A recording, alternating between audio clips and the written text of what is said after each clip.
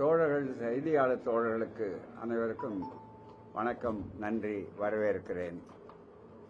இந்த நிகழ்ச்சி தொடர்ந்து கொண்டிருக்கக்கூடிய நிகழ்ச்சிகள் டைம் பவுண்ட் என்று சொல்லக்கூடிய அளவில் ஒவ்வொரு நிகழ்ச்சியும் நாங்கள் நேரத்தின் நெருக்கடியினால அதை தொடர்ந்து நடத்தி கொண்டிருக்கிறோம். அந்த நிகழ்ச்சியை நிறுத்திவிட்டு இப்போது வந்திருக்கிறோம். பல தோழர்கள் மதியம் 1:30 மணிக்கு செல்லக்கூடிய தோழர்கள்லாம் இருக்கிறாங்க. நான் பேச வேண்டிய கட்சி இன்னும் முக்கியமான உரைகள்லாம் நிகழ்த்தப்படலை. ஆகவே தான் செய்திகளை தீர்மானத்தை முதல்ல கொடுத்துட்டு உங்களுக்கு வசதியாக இருக்கிறதுக்காக தான் தீர்மானத்தை முன்னாடி கொடுத்துட்டு இதில் செய்திருக்கிறோம். ஆகவே இந்த செய்திகள் உங்களுக்கு தெரியும். 19 தீர்மானம் நிறைவேற்றப்பட்டிருக்கிறது. நிறைய எவ்வளோ பேர் வந்திருக்கிறாங்கிறத எடுத்திருக்கீங்க. மிகப்பெரிய அளவிற்கு வந்திருக்கிற தோழர்கள், பொறுப்பாளர்கள் பல பகுதிகளில் இருந்து, கன்னியாகுமரியிலிருந்து திருத்தணி வரையில் எல்லா பகுதிகளிலிருந்தும் எல்லா மாவட்டங்களிலிருந்தும் வந்திருக்கிறார்கள். அவர்கள் ஏறத்தாழ ஒரு 1500 பேருக்கு மேலே இங்கே வந்திருக்கிறார்கள். இதை பார்த்தீர்கள் நீங்கள். ஆகவே அவர்கள் ஒருமித்த கருத்தோடு வந்திருக்கிறோம். இதில் இந்த தீர்மானத்தை ஒட்டி ஒரு செய்தியை உங்களுக்கு சொல்லிடுறேன். அப்புறம் நீங்கள் சில கேள்விகளை கேட்கலாம். இந்த கடைசியில் ஒரு வேண்டுகோள் விடுத்தோம். இடையில திராவிடர் கழகத்தை பொறுத்தவரை ஒரு பிரச்சார இயக்க அடிப்படையில், அந்த அடிப்படையில் வந்தபோது இந்த தேர்தல் முடிவுகள் திராவிடர் கழகம் ஆதரித்த அமைப்புக்கு தோல்வி என்று தெரிந்த உட்பாடு கூட தோல்வி வெற்றியை பற்றி கவலைப்படாமல் கொள்கை ரீதியான ஒரு பிரச்சாரத்தை எடுக்க வேண்டும் என்று சொல்லி பல இடங்களிலே பெரியாரியல் பயிற்சி முகாம்களும், அதே போல கலைஞருடைய பிறந்தநாள் வந்த காரணத்தினால் 103 அவர் வயதை குறிக்கக்கூடிய அளவிற்கு 103 கூட்டங்கள் எல்லா இடங்களிலும் 3 பிற மாநிலங்களில் நடத்தி இருக்கிறோம். மும்பையில், மகாராஷ்டிரத்தில், கர்நாடகத்தில், பெங்களூரில், புதுச்சேரியில், ஆகவே 3 மாநிலங்கள் உட்பட நடத்தி மற்ற போராட்டங்களை பொறுத்தவரையில் நீட் தேர்விற்கு முதல் போராட்டம் நாங்கள் எதிர்த்தோம், எல்லாருடைய ஆதரவோட. அதே மாதிரி மேகதாது அணைக்கட்டு இருக்கு. அந்த மேகதாது அணைக்கட்டுக்கு திருவாரூர்ல பெல்டட் பகுதி நடத்தலாம். அடுத்தது இப்போது 7ஆம் தேதி அன்றைக்கு இந்த தீர்மானத்தில் இருக்கிறது. நெய்வேலி நிலக்கரி பங்கை பொது உணர்விலிருந்து தனியாருக்கு விற்கக்கூடியதை தடுத்து நிறுத்த வேண்டும் என்பதற்காகவும் 7ஆம் தேதி என்னுடைய தலைமையிலே போராட்டம் இருக்கிறது. ஆகவே ஒரு பக்கம் போராட்டம், இன்னொரு பக்கம் இடையறாத பிரச்சாரம், செல்வ மாணவர்கள் இளைஞர்களை தயாரிக்க வேண்டும். இன்னொரு கவலை என்னவென்றால், இளைஞர்கள் திசை திரும்பி செல்லுகிற இந்த நேரத்திலே குறிப்பாக ஊடகங்களாலும் தங்களுடைய நேரத்தை வேறு வகையான வகையில் செலவழிக்கின்ற காரணத்தினால் கவனச்சிதறல்களும் அவர்களுடைய வளர்ச்சியை பாதிக்கக்கூடிய அளவில் இருக்கிறது என்பதை நினைத்து பல இடங்களில் அதற்கு வேண்டிய திட்டங்கள் இந்த தீர்மானங்கள் இருக்கிறது ஒன்று. அதைவிட மிக முக்கியமான பல தீர்மானங்கள் இருந்தாலும் நேரத்தில் நான் சொல்லுகிறேன், இந்த கட்சி தாவல் சட்டம் இருக்கிறத அதை தீவிரப்படுத்த வேண்டும், ஒழுங்குபடுத்த வேண்டும் என்று. ஏனென்றால் அண்மையிலே தமிழ்நாட்டு அரசியலே காண முடியாத ஒரு இக்கட்டான ஒரு அவலமான ஒரு காட்சி என்னவென்று சொன்னால், இந்த குதிரை பேரம், அந்த பேரம், இந்த பேரம் என்று காலையில் ஒரு கட்சி, மத்தியானம் ஒரு கட்சி, எம்எல்ஏ ரிசைன் பண்றாரு, மறுபடியும் தேர்தலை எதிர்பார்க்கிறாங்க என்று இதெல்லாம் தமிழ்நாட்டினுடைய வரலாற்றில் இதுவரையில் வந்ததே கிடையாது. ஆகவேதான் தொங்கு சட்டசபை வந்தால் இந்த நிலைமை ஏற்படும் என்று ஆரம்பத்திலேயே நாங்கள் அதைத்தான் வலியுறுத்தினோம். எந்த கட்சிக்கு வாக்களித்தாலும் ஒரு அப்சல்யூட் மெஜாரிட்டி, அறுதி பெரும்பான்மை வர வேண்டும் என்பதை வலியுறுத்திய காரணமே அதிகார பங்களிப்பு மற்றவர்கள் கொடுக்கூடாது. திமுகவும் அந்த கருத்தில் தான் சொன்னாங்க. ஆகவே ஒரு கட்சி இதுவரையில தமிழ்நாட்டுடைய வரலாற்றில் அப்படி இல்லை. இப்ப அதனுடைய விளைவு என்னன்னு கேட்டா, தினசரி செய்திகள், இவர் அங்கிருந்து போனார், அவருக்கு போதிய மெஜாரிட்டி இல்லை, அவருக்கு அறுதிப்பான்மைக்காக இவர் என்ன செய்கிறார்கள் என்றெல்லாம் சொல்லக்கூடிய நிலைகளை உருவாக்கி வைத்து விட்டார்கள். இதுக்கு கட்சி தாவல் தர மாலையில் பொதுக்கூட்டத்தில் ரொம்ப விரிவாக பேச இருக்கிறேன். இந்த செய்திகளை பற்றி, அரசியலை பற்றி அங்கு நிறைய செய்திகளை சொல்ல இருக்கிறேன். அங்க என்னுடைய நிலைப்பாடு இதுல உங்களுக்கு தெளிவாக. ஆகவே இந்த சூழ்நிலையில மிக முக்கியமாக நாங்கள் எப்போதும் போல நீட் தேர்வு இன்னும் அவர்கள் மாற்றுகிறேன்னு சொல்கிறார்களே தவிர இல்லை, பல பலிகளை வாங்குகிறது. அதே மாதிரி பெண்ணுரிமை சட்டம் என்று சொல்லும்போது தொகுதி மறுவரை என்ற ஆபத்து இருக்கிறது. இப்படி பல செய்திகளுக்கு போராட்ட களம் தயாராக இருக்க வேண்டிய அவசியத்தில் இளைஞர்கள் எல்லாம் பதவியை நோக்கி போய் கொண்டிருக்க வேண்டும் முனிசிபல் தேர்தல் எப்போ வரும், அதில் எவ்வளோ பங்கு வாங்கலாம்னு யோசிக்கிற நேரத்தில் நாங்கள் என்ன செய்தோம், பெரியாருடைய இயக்கம் திராவிடர் கழகம் இளைஞர்களை தெளிவாக கொள்கை இளைஞர்களை ஆளாக்கி இருக்கிறோம். அதனுடைய விளைவாக ஒரு வேண்டுகோள் விடுத்தோம். என்ன வேண்டுகோள்னா, எப்போதும் போராட்டத்துக்கு தயாராக 1000 இளைஞர்களை நம்முடைய இயக்க தோழர்கள் அந்தந்த மாவட்டங்களிலிருந்து கொடுக்க வேண்டும் என்று ஒரு வேண்டுகோள் கொடுத்தேன். ஒரு 3 வாரங்களுக்கு முன்னால் நாங்கள் கொடுத்தோம் திராவிட கழக சார்பாக. இன்றைக்கு எங்களுக்கே வியப்பு என்னவென்று சொன்னால், தோழர்கள் உற்சாகத்தோடு 16 வயதிலிருந்து 35 வயது வரையில 1000 பேரை கேட்டோம். அதுதான் இப்போ இவ்வளவு நேரம் எல்லா மாவட்டங்களிலிருந்து வந்திருக்கிற தோழர்கள் பட்டியல் கொடுத்தார்கள். 1706 பேர் இதுவரையில வந்திருக்கிற பட்டியல். ஆகவே ரெட்டிப்பு மடங்கு ஏறத்தாழ நாங்களே எதிர்பார்க்கல. எங்களுக்கே ஒரு வியப்புக்குறி. அந்த அளவிற்கு இந்த ஒரு பக்கம் இளைஞர்கள் அப்படி போனாலும், இன்னொரு பக்கம் சிறைச்சாலைக்கு வருவதற்கு போராட்டம்னா காலையில முடிச்சு சாயந்தரம் வந்து விடுவாங்க அப்படின்னு நினைச்சுக்கிட்டு எங்க தோழர்கள் வரமாட்டாங்க. எல்லா விளைவுகளையும் ஏற்போம் என்று சொல்லக்கூடிய அளவில் வரக்கூடிய அளவிற்கு அதை மகிழ்ச்சியோடு உங்களுக்கு இப்போதான் சற்று நேரத்துக்கு முன்னால் கூட்டி எல்லா அதுல வயது வந்து ஒவ்வொருவருடைய முகவரியோடு ஒவ்வொரு கிராமம் நகரம் வேறுபாடு இல்லாம இருபால் இளைஞர்களும் எல்லா பாலின வேற்றுமை இல்லாம பெண்களும் இதில் கலந்து கொள்ளக்கூடிய அளவில் வந்த இளைஞர்கள், மறுபடியும் சொல்றேன், 16 வயதிலிருந்து 35 வயது வரையில் இருக்கக்கூடிய இளைஞர்கள் தயார் நிலையில என்றைக்கும் திராவிட கழகத்தில் போராட்ட களத்திற்கு எல்லாரும் தேர்தல் நோக்கி ஓடிக்கொண்டிருக்கிற நேரத்தில் நாங்கள் போராட்டத்தை நோக்கி எந்த நேரம் வர வேண்டும். அப்போராட்ட உணர்வை இளைஞர்களுக்கு உருவாக்க வேண்டும். கொள்கை உணர்வை சொல்லிக் கொடுக்க வேண்டும். தமிழ்நாட்டிலே அவர்கள் திசை திருப்பக்கூடாது. நம்முடைய கொள்கைகள் நிலைநிறுத்தப்பட வேண்டும். கொள்கைகளை பறிக்க இடம் கொடுக்க கூடாது என்பதற்காக விடுத்த வேண்டுகோளுக்கு தமிழ்நாடு இளைஞர்கள் நல்ல அளவுக்கு பதில் சொல்லி இருக்கிறார்கள். இந்த அளவுக்கு திராவிடர் கழகம் இளைஞர்களை தயாரித்துக் கொண்டிருக்கிறது. பதவியை பற்றி கவலைப்படாமல். ஏனென்றால் பதவிக்கு தேர்தல் நிற்கிற இயக்கம் அல்ல. நான் அப்போது சொல்லுவேன், என்னிடத்துல வந்தால் ஒரு குறைஞ்சபட்சம் முனிசிபல் எலெக்ஷன் கமிஷன் ஒரு கவுன்சிலர் கூட வாங்க முடியாது, ஜெயிலுக்கு தான் போகணும். அதுக்கு தயாராக இருந்தால் வாங்க போராட்ட களத்துக்குன்னு சொன்னால், அப்படிப்பட்ட இளைஞர்கள் இன்றைக்கு பக்குவப்பட்டிருக்கிறார்கள் என்பதை மகிழ்ச்சியோடு சொல்லிக் கொள்கிறோம். உங்களுக்கு நிலைப்பாடு இருக்கிறது, கேள்வி கேட்கலாம். நன்றி.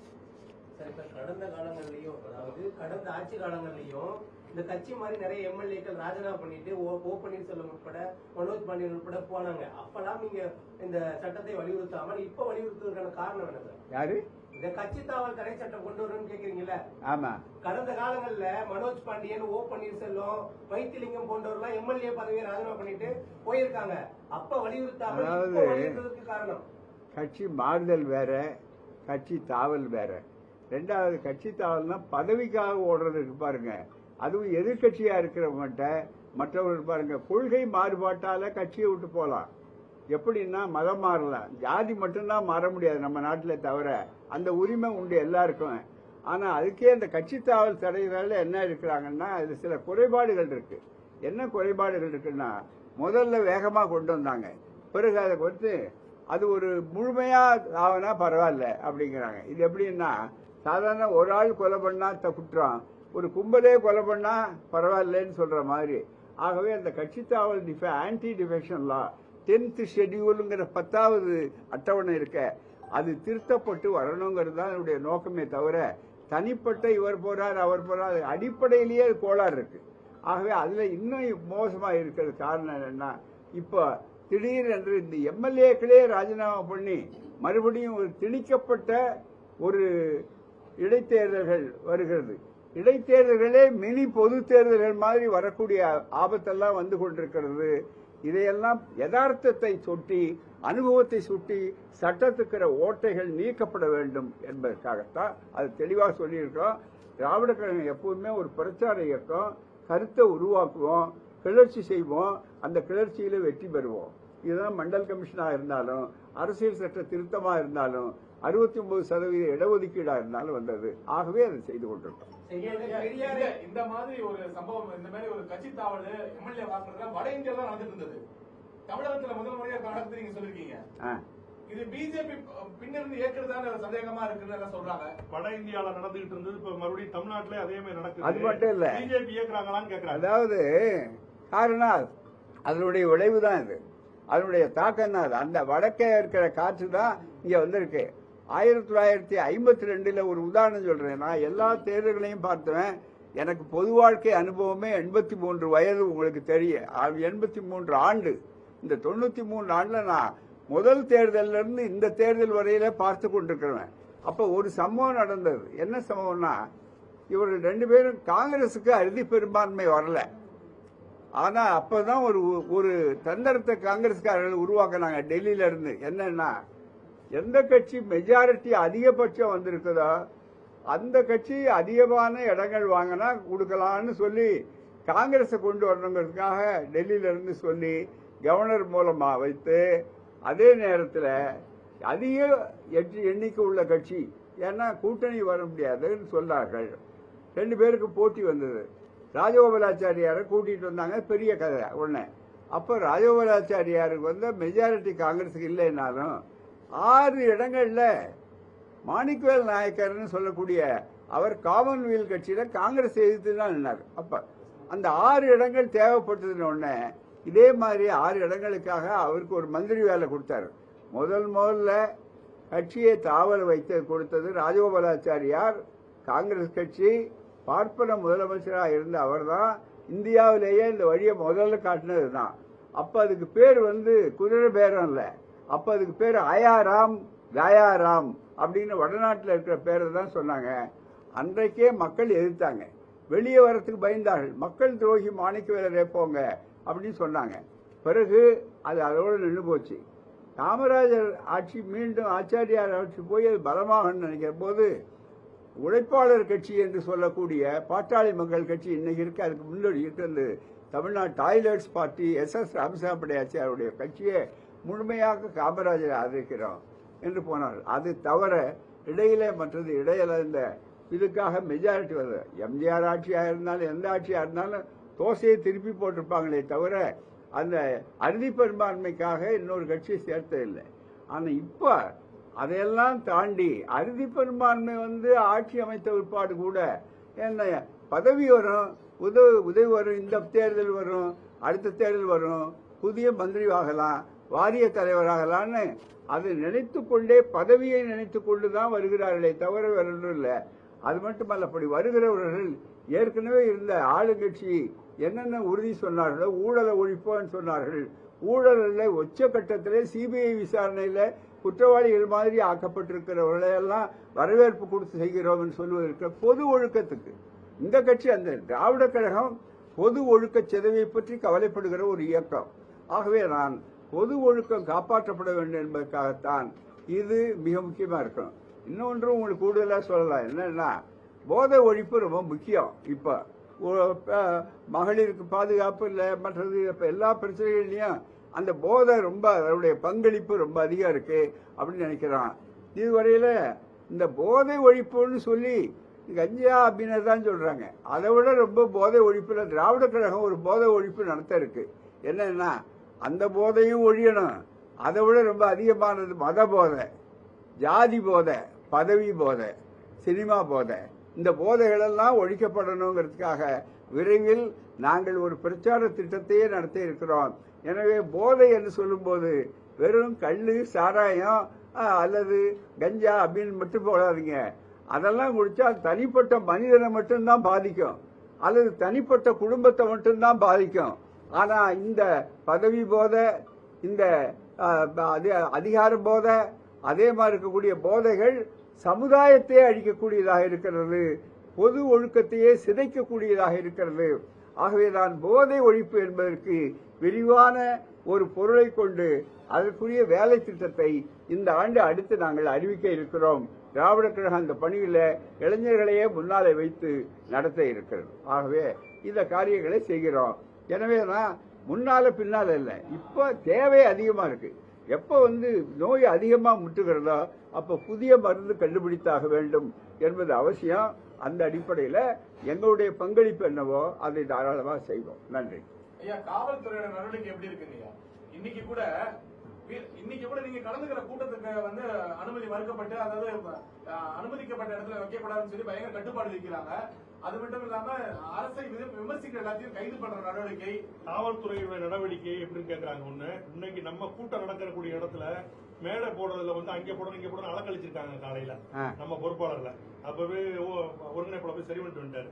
இது மாதிரி தொடர்ந்து கைது நடவடிக்கை. அதாவது இந்த உரிமைகளை எல்லாம் ஏற்கனவே எதிர்கட்சிகள் செய்தார்கள் என்று எந்த குற்றம் சொல்லி ஆட்சிக்கு வந்தார்களோ அவர்களே இந்த வேலையை செய்யக்கூடாது. அதுதான் மிக முக்கியம். காவல்துறை எப்போதுமே பல நேரங்களிலே ராஜாவை மிஞ்சிய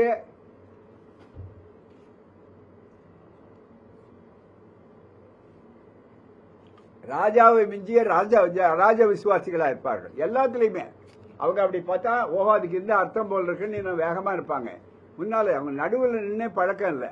அதனாலதான் பல பிரச்சனைகளை உருவாக்குது. ஆகவேதான் காவல்துறை முதலமைச்சருடைய பொறுப்பில் இருக்கிறது. முதலமைச்சர் இதில் நீங்கள் சொன்னதை அப்படியோடு இதுக்கு முதலமைச்சருடைய கவனத்துக்கு சொல்லக்கூடிய வாய்ப்பாக இந்த ஊடக சந்திப்பை பயன்படுத்துவோம். தமிழக ஆளுநர் வைகை அணை விவகாரத்துல அதை சரி பண்ணல அரசு அப்படின்னாக்கா ஆளுநர் மாளிகை சரிப்படுத்தும் அப்படின்னு ஒரு அறிக்கை விடுத்திருக்கிறாரு. உங்களோட நிலைப்பாடு? வைகை அணை விவகாரத்துல அது கண்டன தீர்மானமே கொடுத்திருக்கேன். ஆளுநர் வந்து எதிர்வினை ஆட்டிட்டு இருக்கிறாரு. ஆளுநர் அரசுக்கு இணை அவர் ஒரு அதிகாரத்தை நடத்துற மாதிரி இல்ல இது வந்து ஆளுநருங்கிற தனி மனிதர் செய்யறாருன்னு பாக்காதீங்க. நான் நேற்று அறிக்கையில எடுத்து கொடுத்திருக்கேன். என்னன்னா ஆழம் பாக்குறாரு, வேற ஒண்ணும் இல்ல. பழைய ரவியினுடைய நிழல் அப்படிதான். இவரு ரவிக்கும் இவருக்கும் போட்டி. இப்ப இத்தனை இவர் பொறுப்பு ஆளுநர் தான்.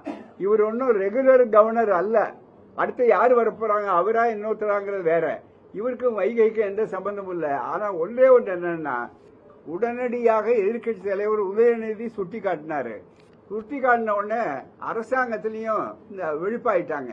ஓ அவருக்கு வேலை இல்லைன்னு. என்னன்னா இவர் போய் ஒவ்வொரு இடத்துலயும் போய் கலெக்டர் ஆபீஸ்ல போய் நான் அங்க இங்க செய்யறேன்னாரு.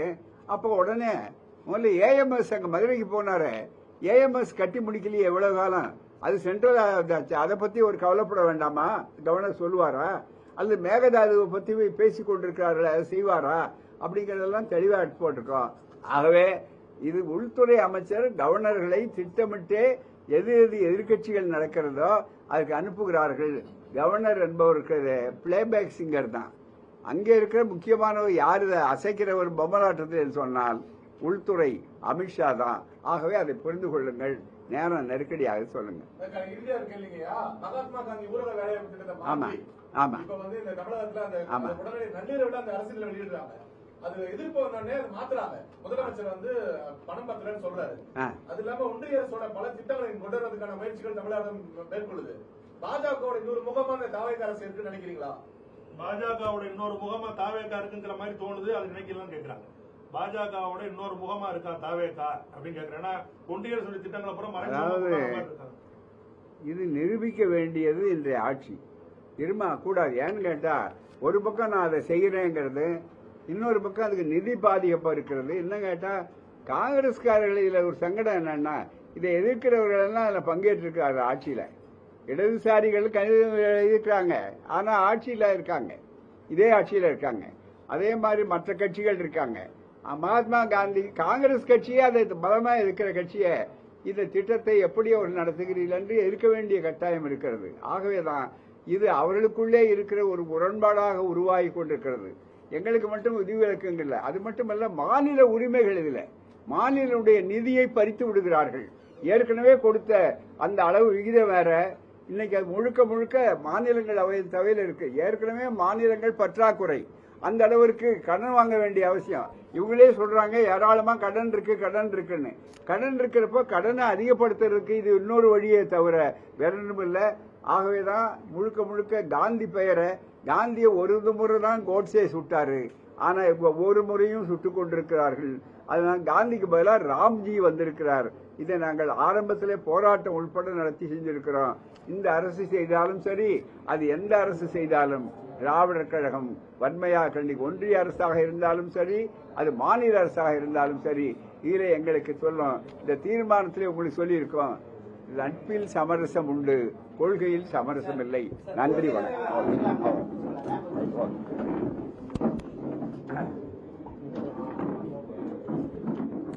மாலையில சில முக்கிய செய்திகள் சொல்ல இருக்கேன். ஏன்னா இங்க வந்து விளங்கல, அதுல உங்களுக்கு தெளிவா எல்லா விஷயம் வரும். இது கட்சி தாவலை விட ரொம்ப பெரிய ஆபத்து இன்னைக்கு என்ன இருக்குன்னா, கட்சி உடைக்கிற வேலை, கட்சி தாவல் வேலை. இதான் சில பதவிகள். ஆனா யாரும் ஜெயிச்சுட்டு வாங்க, நாங்க ஒட்டுமொத்தமா அப்படியே உங்களை வாங்கிக்கிறோம், இல்லைன்னா உங்களை உடைச்சு பாதியாக்கி நாங்க 2/3 மெஜாரிட்டி வரப்போறோம் அப்படின்னு சொல்லி 2/3 மெஜாரிட்டி வந்ததுன்னா எவ்வளவு பெரிய ஆபத்து அடுத்து ரெடியா இருக்கு அப்படிங்கறத நாங்க விளக்கி சொல்றதுக்கு இருக்கோம். அந்த ஆபத்தை என்ன யாரும் உணரல. நாமெல்லாம் இந்த 2 எம்எல்ஏ 4 எம்எல்ஏ போறதை பத்தி பேசுறோம். அங்க நாடே போகக்கூடிய ஆபத்து வரப்போகுது. அது மத்தியானம் சொல்றோம், சாயந்தரம் சொல்றோம். நன்றி, வணக்கம்.